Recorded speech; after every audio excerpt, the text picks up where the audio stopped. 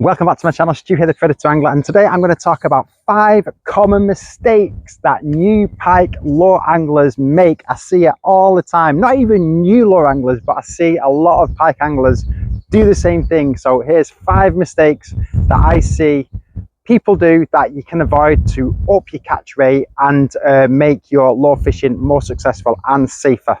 Right, let's get on to it. Okay, mistake number 1 is probably the most obvious one to me anyway, and probably to a lot of people, but I wanted to put this in at number 1 anyway. Is when you head to a water, you just pick a spot, that's the spot, and off you go. No, don't just go because it's the nearest one to the car park, for example, or whatever the reason may be. Or I caught a pike on here 6 months ago on this peg, so I'm going back to it. No, stop. Any pike water that you come to, first of all, look at it.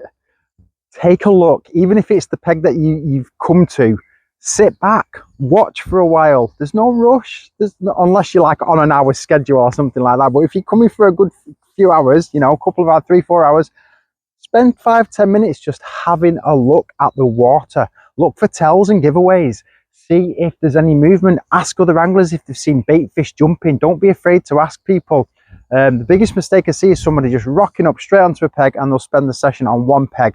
And, you know, the bait fish could be all the way over there, you know, and the pike have gone over there. There could be a pole fisherman or a match angler or something like that throwing tons of maggot in, which has pulled the bait fish across, and then the pike off they go as well. That's not always the case, but I'm just giving an example. You know, you could, you know, start on this peg and be absolutely the right one, but just spend the time looking. Also look for feature pegs. You know, if you look at this peg now, there is absolutely tons of lily pads everywhere. You know, from my left to my right, it's just pike haven, this peg, full of them, and they are sat under all of this foliage and lily pad stuff, you know, and it just keeps going. It's all out there as well. It's just everywhere, this peg. It is one of my favorite pegs to fish for pike. However, even when I come back to this peg, I don't just start chucking the lure in. I'll look first. I sit back and look and think, maybe the peg next to me is better, you know, so I might have a wander down there, just have a quick look, just have a creep down the edge, have a look down the edge, you know, peg to my right, I might have a look down there. And I'll just sit and observe for a little while just to see if there's any sort of fish movement whatsoever on the peg. So yeah, first common mistake I see is people just walking up to a peg, giving it no thought and just, right, here we go, we'll start here. Have a look first, do a bit of research, you know, instant research, a bit of a recce, as we used to call it in the army, a bit of a recce, reconnaissance mission. So yeah, that's common mistake number 1. All right, on to number 2. And do you know what? I am guilty of it myself, where when you kind of have that panic that you've not had a bite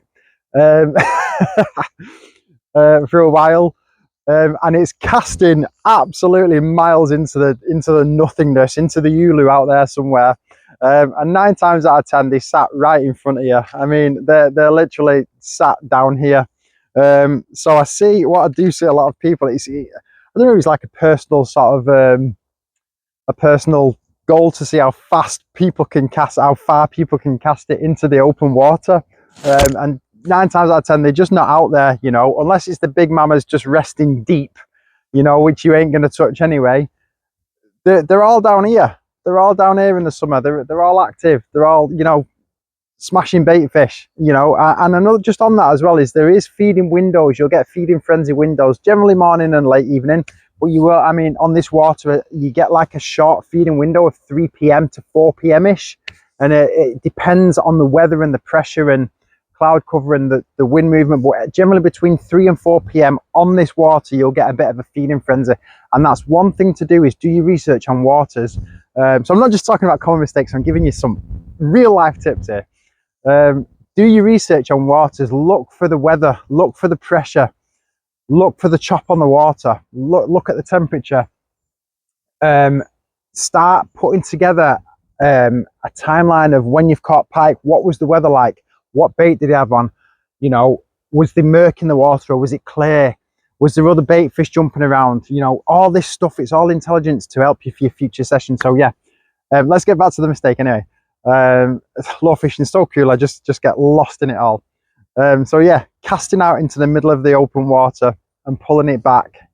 Target the edges, target the lily pads, all around these lily pads here, all around the edge, all up there, right, just dragging it right down around the front of these lily pads, you know, and in the immediate future. I mean, if you want to go long every now and again, go long. You want to see how fast you can push that reel and rod, then who am I to judge anyone? But if you want to catch pike, they are going to be in and around lily pads, foliage, some sort of structure. I mean, there's an island right in the middle there as well, so I fish to this island quite a lot, and I've had loads of takes in and around the island off this peg. So fish to structures, look for structures. If you rock up on a peg and there's absolutely nothing in front of you, have a look for another peg. Have a look for one to your left or your right. Is there any lily beds? Is there a feature? Is there an island? You know, is there any underwater foliage? Is there an overhanging tree like this? This is all the sort of stuff I look for. So casting out into the nothingness. Another big common mistake that I see all the time. Don't do it, man. I mean, if you want to do it, but target this stuff. Anyway, let's get on to the next one. Alrighty, on to number 3. And I don't see it a lot because it's the underwater stuff, but I've been told when people have asked me questions, it's been apparent that this is a thing. And it is fishing at one depth. So a lot of people that I've spoke to on TikTok and YouTube and Instagram and all the rest of it, and even on the bank as well, when I start like, Stu, I'm not catching pike, what am I doing wrong? And I start quizzing the way they're doing it, or I'll watch what they're doing on a peg or something like that. And it is the retrieving at one level, every caster at one depth. You know, they might be just under the water if they're using spinners and it's not sinking, and they just, you know, at one level, you know, I don't know, that deep under the water, and they're just pulling it under. If the pike is sat a bit deeper, you've got no chance. You're just pulling that low straight over their head. So when you're fishing a water, fish at all levels, fish the column, depending on what lures you're using and depending on the type of water you're fishing. If it's very snaggy, very rooty on the bottom, there's a lot of roots and a lot of snags that you might get bottom hooks stuck in. If you're going to fish deeper on the bottom, use jigs, you know, use top hooks only, or weedless or something, you know, something like that, where you can bounce the lure across the bottom. And then fish up from there. You know, if you've got loads of foliage and underwater lily pads and stuff like that, maybe weedless is the way to go, the Texas style rigs. This is quite a nice peg, so I can fish a range of different lures on here, which cover all different depths. You can even use crankbaits, you know, with a dive lip, and you can dive them down and work them at different levels. So don't just retrieve at one level every single cast. They set at different depths depending on whether they fed, whether they're chasing fish, whether they're in the margins, you know, after bait fish at the time, whether they've pushed out a little bit, whether it's hot, cold, overcast. It'll change the depth, you know. They might be smashing bait fish right on the top, so in what case, get a top water lure on. So yeah, don't just retrieve at one depth every single time. Alter it up and down until you find them, and you will find them. Okay, on to the next one. Okay, I think this is number 4. Correct me if I'm wrong. When I look back at this video, I think this is number 4. Number 4 common mistake that I see. And oh, there's a fish just topping behind me there. Number 4. Now, in every other aspect of fishing, you know, whether it's catfishing, whatever, you change your rig, you change your hook. You know, they've got a shelf life basically, unless you've got a hook point sharpener or something like that to prolong the longevity of the hook. However, I don't see it as much in lure anglers. So you have hooks, whether it's a top sort of jig head hook, or you've got your bottom treble hooks. People don't change them. I don't understand that. They kind of, you know, I've when I've been chatting to people on pegs and stuff, and I've looked in tackle boxes, there's hooks that look like they've seen the day, you know, and even people fishing with them, they should always remain sticky, you know, and sharp. I always change my hooks and use little split rings to change your hooks easily. And jig heads, again, they have a shelf life, but they should remain sticky at all times. Get yourself a hook sharpener if you don't want to buy new hooks. But you know, I absolutely recommend keeping your hooks changed all the time. I've caught a couple of pike on a lure, you know, few pike, depending on how they've been caught as well.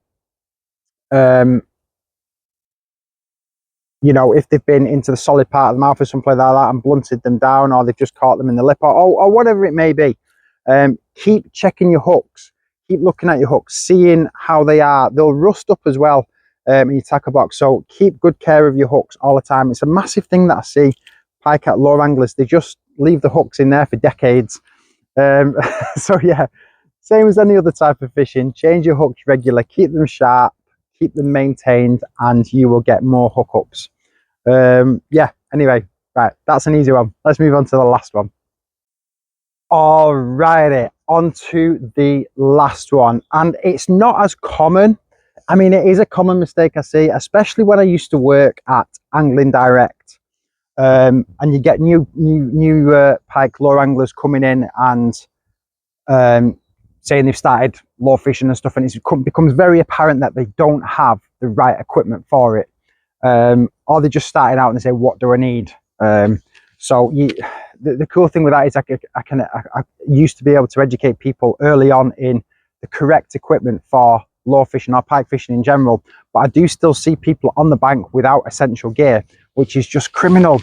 And the first one is a safety mat. You know, doesn't matter if it's just a little carry one or it's one that's got walls or whatever it may be, some form of safety mat down on your ground to protect the fish. Now, at the end of the day, pike may be a predator, but they're out of water, they're very vulnerable, and they are vulnerable and sensitive to stuff like that out of water. So yeah, a mat. On that, I'm back. A net. Now, I have seen a couple of people fishing without nets over the last, probably say 18 months or so.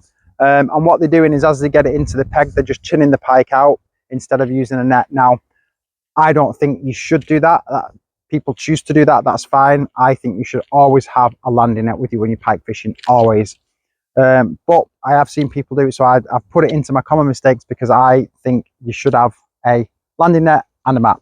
Now, the other few bits and bobs, which comes under this as well, is using trace, whether it's titanium trace, you know, steel trace, make your own trace, whatever, fluorocarbon, you know, whatever trace it may be, use trace. Do not use your normal line down to your lure. I can't tell you how many people I've seen not doing this. Like, use trace. There is between 300 and 700 teeth in a pike's mouth. They will tear that line to shreds. And if you know lure fishing and you've had a death roll or you've had a good experience with a pike on your trace, you'll see that that trace is gnarled up. So yeah, always use trace attached to your lure. It should not be optional. Yeah, and then a couple other things. Got forceps. I've left my bolt cutters down there, but bolt cutters are important. Forceps to take the hook out. Don't ever put your hand in a pike's mouth. Forceps. I see people not using them. I honestly, the things I've seen on the bank is bonkers. I could write a book about it. But yeah, and first aid kit. Now, I consider myself to be a fairly professional, all right-ish pike angler. I've been 30 years in the game, and accidents can still happen. You can still get gill raked as you go to chin a pike. They could do the death roll or something like that, or flick out, and them gill rakers catch your fingers. You know, just anything. Accidents happen, so it's always good just to have a first aid kit with you. You never know. So yeah, common mistakes. I think that's 5. I think I've covered 5, but if I've not, and I'll look back at it and I've already done the video, I'll add one in the comments. There's loads of action around here now. Oh, there's one over there as well. Just jumped behind me in them lily pads. Ooh, I might just throw a lure around. But yeah, those are my common mistakes that I see all the time. Just looking now, just looking on the surface. So yeah, hope you found it useful. If you have, please think about dropping us a sub. I've got channel memberships with loads of content in there as well. This is episode 4 of a series that I'm doing on lure fishing for beginners. So I hope you've enjoyed it. Please drop us a sub, and I'll see you on the next one. Tight lines.